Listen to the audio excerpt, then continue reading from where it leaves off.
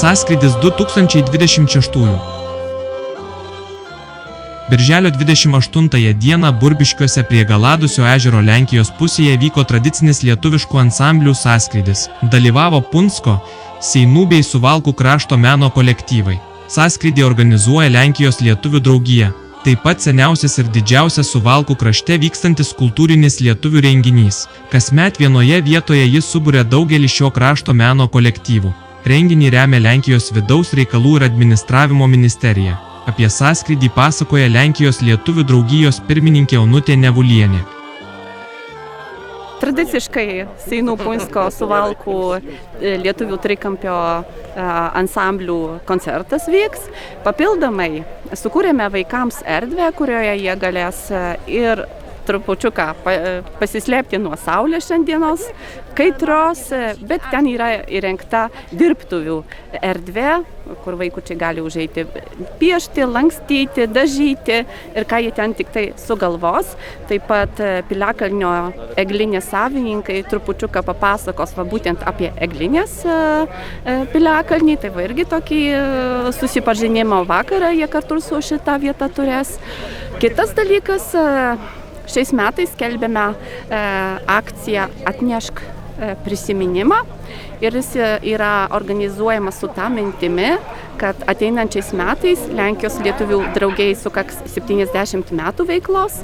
Tai norėtum per šitą akciją surinkti informacijas, nuotraukas, įdomius pasakojimus apie mūsų krašto draugijos pačios draugijos veiklą, skyrių veiklą, apie sąskrydžio organizavimo visą procesą, istorijas kažkokias, bet ir bendrai. Gal žmonės mano, kad reiktų kažką tai paviešinti, gal kažkas yra dar neišpasakota, o gal seniai tiesiog pamiršta. Aš žinau, daug knygų parašyta, buvo daug straipsnių rašyta įvairiomis temomis apie mūsų kraštą, bet kas žino, gal dar kažkur kažkas įdomaus glūdi, tad mes lauksime ne tik tai šiandien sąskrydžio metu, bet visus ištisus metus į Seinus kviečiu užeiti, į Punską kviečiu užeiti, į draugijos skyrius ir čia atnešti mums tą informaciją. Jeigu neišsakysiu, tai mes atvažiuosime pas jūs ir tiesiog įrašysime, įgrosime ar kaip nors kitokiu būdu. Man atrodo, tam ir buvo įkurta Lenkijos lietuvių draugija ir žmonės čia yra